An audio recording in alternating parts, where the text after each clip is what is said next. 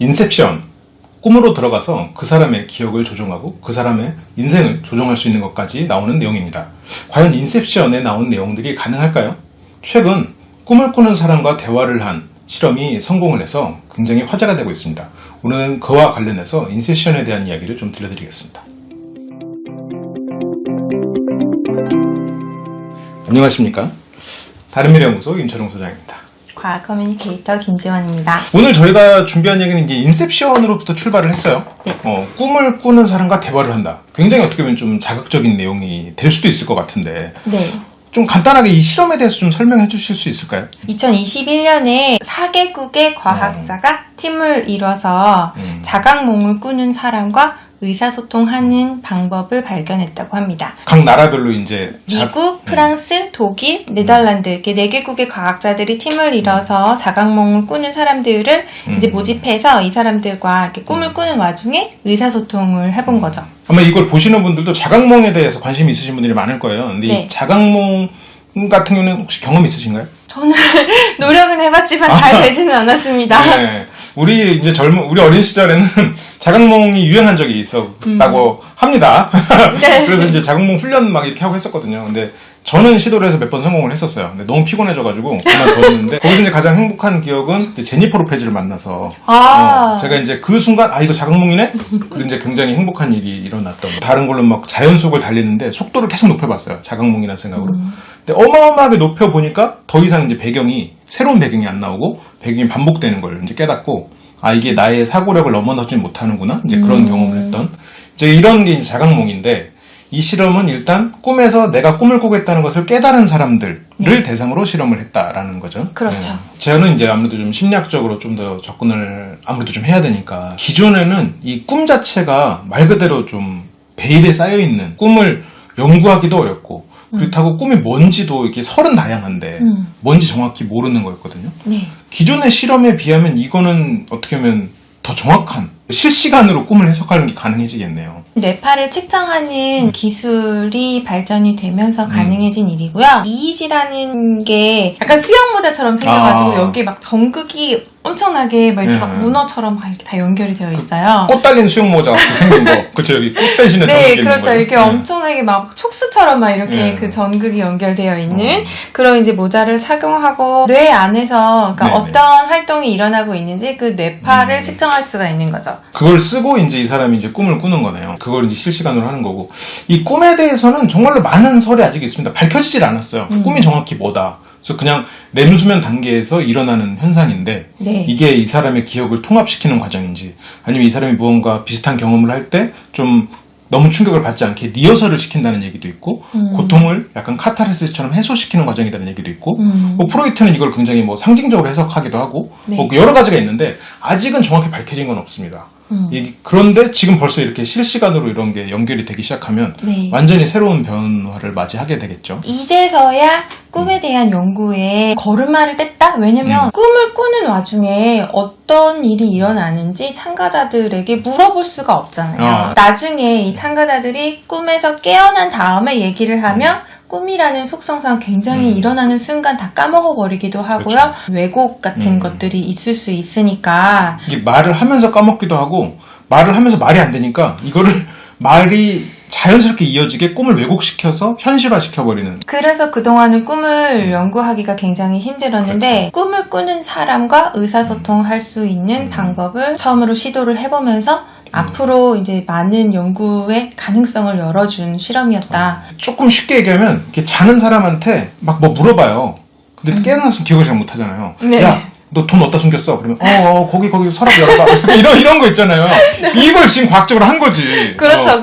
네. 그 이제 수영 모자 씌워놓고. 그러니까 그게 되더라는 거죠. 제대로 답변을 하더라는 거예요. 각국에서 자각몽을 꾸면서 이렇게 수면 중에 있는 사람에게 어떤 일을 수행하도록 시킨 거죠. 독일 같은 경우는 좀 어려운 거였는데요. 잠이 들기 전에 모스부를 훈련을 시켰어요. 모스부 다 아시죠? 기생충에도 나오잖아요. 이게 관 두드려가지고 이렇게. 네네. 그래서 이게 자각몽에 이제 들어갔을 때 모스보 경고음으로 뭐 예, 아니요, 뭐 아니면 질문 또는 뭐 간단한 수학 문제 뭐 이런 것들을 이제 질문을 했다는 거예요. 3 더하기 1은 무엇입니까? 뭐 이러면은 이거를 모스보 형식으로 예를 들면 뭐 오른쪽으로 눈을 4번 굴려서 뭐 이렇게 뭐 4라는 식으로 대답을 하게끔 신호를 보내더라는 거죠. 이 사람한테 질문도 이렇게 뭐 두드려서 피부를 두드렸겠네요. 피부를 두드려서 모습을 보내고 사람의 대답은 이제 눈의 움직임으로 대답을 하고. 네네. 프랑스 같은 데서는 뭐 참가자한테 뭐 초콜릿 좋아하세요? 뭐 이런 거를 이제 물어보기도 하고. 프랑스답네요. 약간.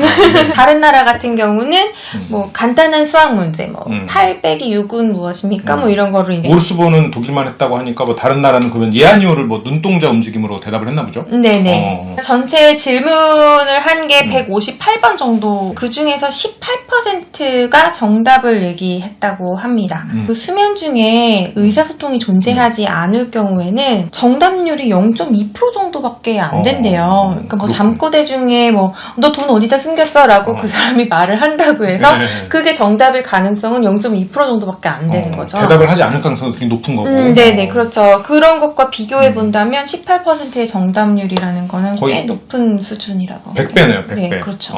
이 사람들이 그걸 경험하고 나서 네. 그 실험에 대해서 회상하는 것도 되게 궁금해요. 아, 이 회상이 좀 웃겼는데요. 잠에서 깬 뒤에 이제 자기 꿈을 회상을 하는데 내가 친구들이랑 뭐 파티를 하고 있는데 뭔가 막 그 영화에서 나레이터 소리가 막 들렸다. 그 하늘을 울리듯이. 그렇죠. 막 거기서 막 나에게 질문을 했다. 8 더하기 6은 무엇입니까? 파티하는데 짜증나게 대답은 해야겠고.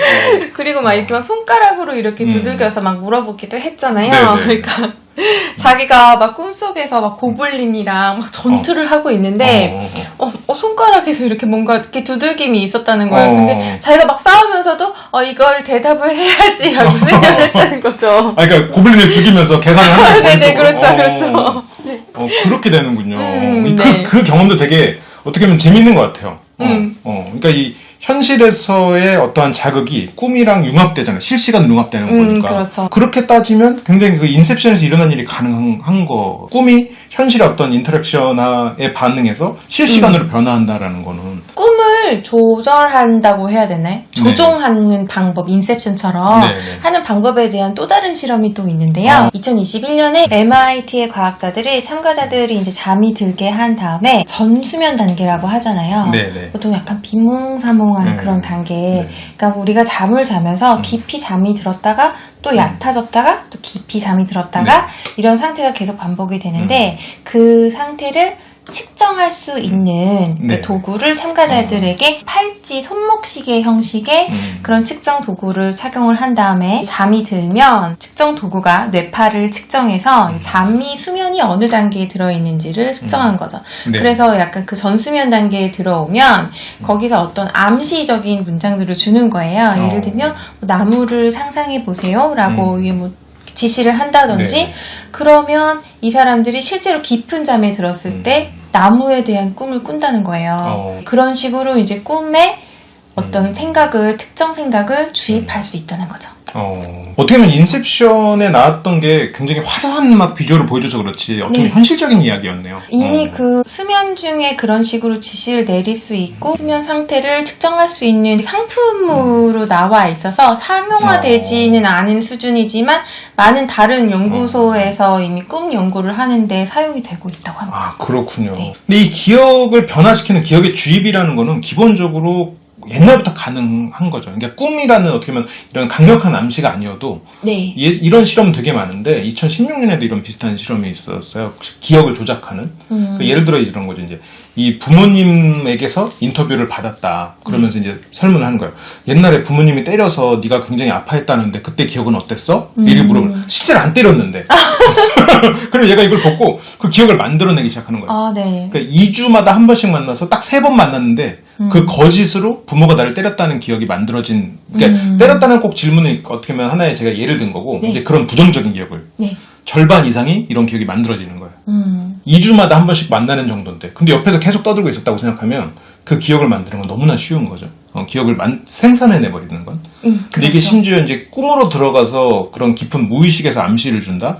그러면 그 사람의 삶을 굉장히 크게 변화시킬 수 있을 거라는 생각은 들어요. 기억을 왜곡할 수 있다는 게 이렇게 뇌과학적인, 신경과학적인 수준에서도 실험이 있었는데요. 쥐들이 실험실에서 그 실험 공간 안에 이제 여러 개의 방들이 있는 거죠. 네. 그 방에 대해서 어떤 특정 방에 대한 공포 기억을 만든 거예요. 마동석에 있는 것처럼. 시간 처음에는 쥐들이 다른 방에 들어가서 되게 쾌적한 그런 기억을 가지고 있었어요. 이 방에 대한 기억이 머릿속 어딘가에 저장되어 있을 네. 거 아니에요. 요즘은 과학자들이 기억과 관련된 세포가 어디에 있는지 위치하고 있는지를 대충 짐작하는데 광유전자 기법이라고 하거든요. 네. 그러니까 그런 기법을 통해서 그 방 안에서 활성화되는 기억 세포를 찾아내서 그 기억을 라벨링한 거예요. 그런데 그 다음날 그 쥐를 다른 방으로 옮겨서 공포 기억을 주입한 거예요. 전기 충격을 주면서. 그러니까 이제 쥐를 마동석이 이제 끌고 가가지고 생각의 방으로 끌고 가서 마동석 쥐가 끌고 가서 겁나 팬 거예요. 쥐가 첫날에 되게 좋은 방에 있었어요. 네. 그 방에 대한 기억을 라벨링을 한 거예요. 좋은 네네, 기억 세포를. 좋은 기억. 그런데 다음날 마동석에게 맞는 와중에 그 방에 대한 기억을 활성화시킨 거예요. 그럼 네네. 그 방의 좋은 기억과 마동석이 합쳐진 거죠. 기억이 융합돼 버린 거죠. 그래서 그 다음날에 좋은 방으로 들어갔는데 여기서 합쳐지지 않았다고 생각했었는데 다시 그때 그 좋은 방에서의 기억을 활성화시키니까 이게 좋은 방에서의 기억이 마동석이랑 섞여버렸기 때문에 쥐가 갑자기 그 전날 전기 충격을 받았던 것처럼 그 방에 대한 공포를 느끼더라는 거죠. 일종의 파블로프의 개 실험하고 거의 유사한 원리네요. 종을 울리면 약간 침을 흘린다는 게 계속 반복하면서 두 개가 연결을 시키는 거거든요. 네. 그래서 거기 두 개의 뇌세포는 아니지. 그러니까 어쨌든 뉴런을 두 개를 연결시키고 활성화시키는 개념인 건데, 그럼 이거는 지금 더 물리적으로 직접적으로 하긴 했지만 같은 개념이겠네요. 그러니까 실제적으로 연관성이 없는 기억이 융합됨으로써 다른 그 일이 일어나지 않은 방 안에서 그 일이 일어났던 것처럼 기억을 왜곡시킨 거죠. 어떻게 보면 고도화된 이런 과거에 했던 심리 실험들이 고도화되고 있는 과정처럼 보이기도 해요, 저는. 네. 그렇군요. 재밌네요. 좋습니다. 그러면 이런 실험의 결과들이 앞으로 어떻게 활용이 될지 우리가 또 재밌는 상상의 날개를 펼치는 시간입니다. 어떻게 활용이 될 수 있을까요? 꿈을 연구하는 사람들은 그 꿈을 이용해서 예를 들면 수면 중에 학습을 시킬 수 있다. 그러면 네. 잠자는 시간에도 뭔가 더 효율적으로 학습을 할 수 있지 않겠느냐. 네. 기존에 제가 학교 다닐 때도 이 카세트 테이프 지금 모르실 수도 있는데 제가 거기로 막 팔았어요. 이거 듣고 자면은 영어 단어가 외워진다. 지금도 팔아요. 지금도 MP3 파일에서 그거 팔아요. 믿었던 사람 중에 한 명이잖아. 그렇군요. 네. 이렇게 틀어놓고 자고 마음은 편하지. 잠자는 것에 대한 죄책감을 그렇죠, 줄여주는. 네. 근데 그게 이제 실제로는 연구 효과가 없다고 해요. 지금 아직 어느 단계냐면 나무라고 이렇게 해서 아까 이런 뇌파를 측정해서 네. 나무란 단어를 엄청 주입해서 꿈을 꾸게 하는 정도의 수준인데 20년 전에 단어를 그렇게 외우겠다는 거는 실은 말이 안 되는 거죠. 이거를 이렇게 광고에서 쓰고 있다는 게 참 놀랍고 저도 속았으니까 안 산 사람 없었어요 그때. 제가 생각하기에 이거는 좀 심리치료에서도 도움을 줄 수 있을 것 같아요. 되게 단순하게 생각했을 때는 이 사람의 고통스러운 기억을 다시 고통스럽지 않은 기억으로 재경험하게 시키는 것을 이게 최면으로 치료를 하긴 하거든요. 비슷하게. 네. 근데 이거를 꿈으로 하면 훨씬 더 이 사람이 현실감 있게 느낄 수 있을 것 같아요. PTSD 같이 뭐 악몽, 반복되는 악몽에 시달리는 사람이라든지 네. 뭐 그런 사람들을 좀 도와줄 수 있을 것 같아요. 그리고 또 꿈과 창의성을 연결시켜서 얘기하는 사례들이 많이 있잖아요. 네네. 네. 그래서 꿈을 조작함으로써 뭔가 뇌를 더 창의적으로 만들 수 있는? 딱 꿈에서 깨고 야 이거 소설로 쓰면 대박이다 해갖고 막 쓰는데 네. 뭐였지? 이렇게 되는 이런 일이 없어진다 그러지 꿈을 그냥 기록해버릴 수가 있으니까. 네, 꿈에서 영감을 얻었다. 네. 이런 사례들은 사실 너무나 많잖아요. 그렇죠, 많은 그렇죠. 음악가들이나 뭐 발명가들이나 이런 사람들이. 네. 그래서 이 상관관계를 알면 꿈을 조작함으로써 창의성을 증진시키는 그런 걸 할 수 반대로 있겠죠. 네. 그럴 수도 있겠네요. 지금 단계에서는 아직까지 불가능하지만 만약에 뇌와 기계를 연결시키는 네. 그런 기술과 접목했을 때 그러니까 꿈속에서 보는 것들을 컴퓨터 모니터상으로 재현할 수 있는 만약에 그게 된다면 꿈을 정말 실시간으로 영상으로 볼 수 있는 게 가능해집니다. 정말 사람의 뇌와 기계가 이렇게 연결이 된다면 네. 그 안에 또 다른 사람이 들어가서 같이 상호작용을 할 수도 있겠죠. 이거를 진짜 급진적으로 생각을 해보면 이런 플랫폼이 생길 수도 있을 것 같아요. 우리가 이제 마인크래프트처럼 우리가 막 뭘 만들고 다른 사람이 놀러와서 내가 만든 모르시는군요 마인크래프트. 죄송합니다. 저도 뭔진 마인크래프트 이름은 들어봤어요. 그렇군요. 갑자기 거만해지시네요. 저도 해보진 못했는데. 네. 그런 세계가 있는 거죠. 내가 만든 놀이터가 일종의 세계가 있고, 사람들이 놀러와서 볼 수도 있고. 근데 이게 내 꿈이 하나의 그런 마인크래프트 같은 세계가 있고, 그래서 그 플랫폼 안에는 여러 사람의 꿈이 쫙 있는 거죠. 그래서 내가 그 꿈을 골라서 들어가서 오늘 놀다가 뭐 여기 들어가고, 그리고 이제 AI가 기본적인 검열은 좀 하고, 이제 그러면서 이제 모든 사람들의 꿈이 플랫폼처럼 해서 일종의 우리가 이제 컴퓨터가 어떤 세계를 창조해내는 건 오래 걸리지만 네. 사람들이 꾸는 꿈을 가지고 세계를 창조하는 건 무한대로 증식할 수 있잖아요. 그러면 되게 자연스럽게 멀티버스가 생성될 수 있는 네. 그런 엄청나게 창의적인 그런 뭐라 그럴까 가상세계가 다양한 가상세계가 출현할 수도 있겠다라는 생각이 좀 들었어요. 재밌겠네요. 네. 그 안에서는 또 물리법칙이 어떻게 작동할지. 그렇죠. 그 세계마다 다 다르겠죠. 네. 거기 이제 장르가 써있겠죠. 밑에 공포, 이렇게 뭐, 어떤 거는 뭐 에로, 이렇게. 그런 것도 가능할 거라는 생각을 할 수 있을 것 같아요. 이제 악몽을 꾸는 사람들의 꿈을 멈추게 하는 것. 그러니까 실시간으로, 야, 너 악몽 꾸고 있어. 그래서 진동이 온다거나. 그런 것들은 지금 수준에서도 가능하겠네요. 그럴 것 같아요. 근데 이제 그게 약간 심리학적으로 좋은가라고 하면 꼭 좋지만 않을 수 있다. 왜냐면 그런가요? 이제 기본적으로 악몽은 필요해서 꾸는 거다라는 얘기도 있거든요. 우리의 배고픈 느낌은 필요해서 배고픈 느낌이 드는 거잖아요. 배고픈 느낌이 없어졌을 때 우리는 고통이 줄지만 그렇다고 문제가 해소되는 건 아니니까. 그러니까 뭔가 이런 악몽을 반복적으로 꾼다 했을 때는 그 악몽을 좀 안 꾸게 하고 다른 문제를 해소시키는 병행해야 되는 거여서 뭐 도움은 되겠죠. 진통제처럼 도움은 되겠지만 한 번에 악몽을 꾼다 이런 거는 그냥 꾸는 게 좋을 수도 있다라는 얘기도 있습니다.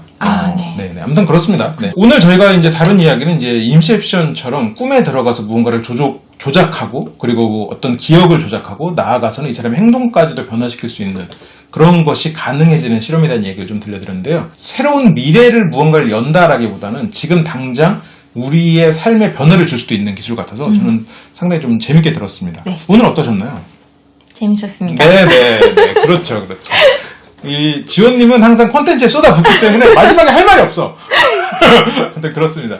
오늘 향미로웠고 오늘 말씀해주신 지원님께도 감사를 드리고 시청해주신 여러분들께도 감사를 드립니다. 저희는 또 다음 시간에 뵙겠습니다. 감사합니다.